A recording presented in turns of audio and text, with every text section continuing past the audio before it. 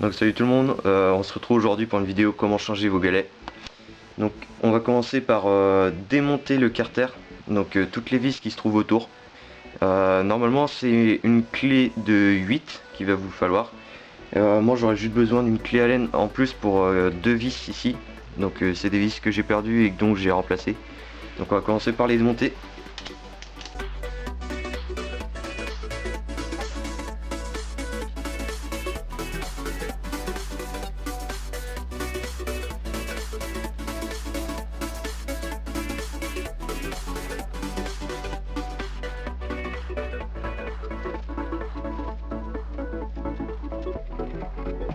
Voilà, donc une fois qu'on a fini de dévisser toutes les vis, on va venir choper le carter sur les côtés et tirer un coup franc.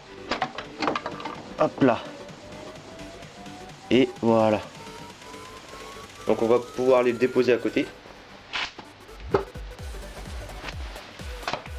Et donc, moi, il y a le starter, enfin l'engrenage du starter qui est venu avec. Donc on va pouvoir le déplacer et le faire sortir.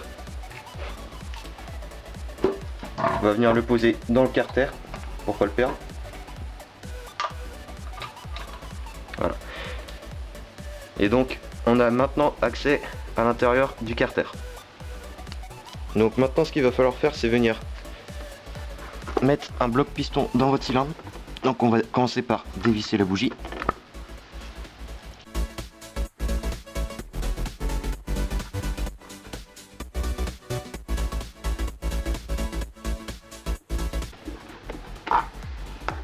Voilà.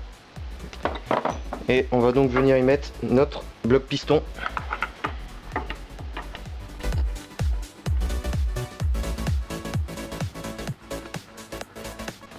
Voilà. Donc maintenant ce qu'on va faire, c'est on va dévisser justement la roue dentée qui est devant le variateur. Donc pour ça on va amener le piston en butée, donc jusqu'à ce qu'il puisse plus tourner dans le sens du anti-horaire. Et on va prendre une douille de 15 et on va venir démonter ce boulon.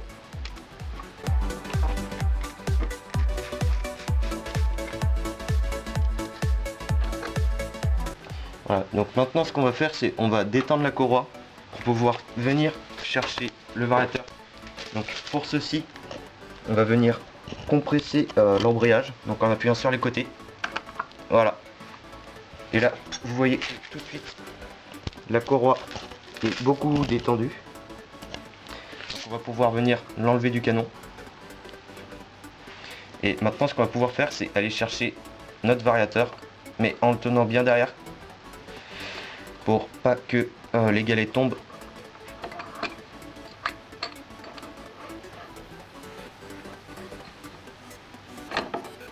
Donc voilà, on a notre variateur. Maintenant, on va passer à la phase pour changer les galets. Voilà, donc on se retrouve avec notre variateur. Donc ce qu'on va faire, c'est on va venir le retourner. Comme ça, le canon va pousser ceci, qu'on va pouvoir sortir. Donc faites attention à ne pas perdre les petites rondelles en caoutchouc, justement.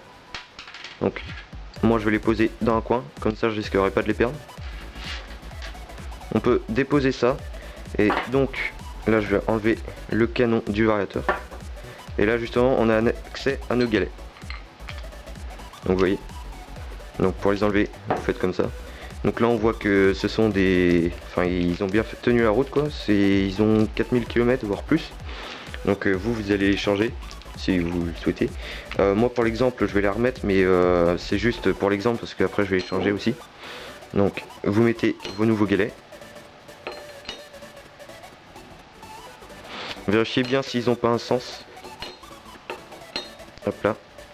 On va pouvoir venir remettre nos petits morceaux de plastique.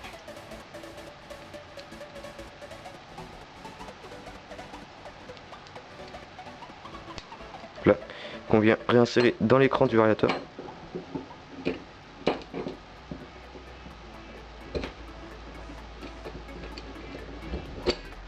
Voilà. Donc on va venir réinsérer le canon. Et donc une fois que ceci est fait, vous allez charger vos galets. Il ne manque plus qu'à remonter le variateur.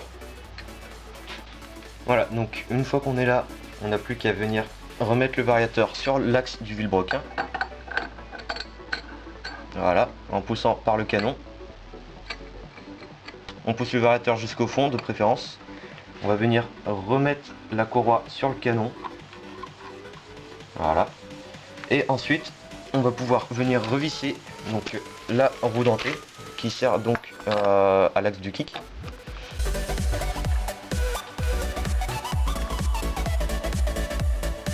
Et donc maintenant, il va falloir venir poser les petites dents donc, qui sont sur cette grosse rondelle dans les dents justement du ventilateur. Voilà, donc une fois ceci fait, on va amener le piston en butée mais dans le sens horaire. Donc parce que c'est dans ce sens là que l'on va visser. On reprend notre douille de 15 et donc on va venir serrer suffisamment fort. Vous pouvez vous renseigner si jamais vous avez des couples de serrage par rapport à votre constructeur. Et moi je le fais à la main.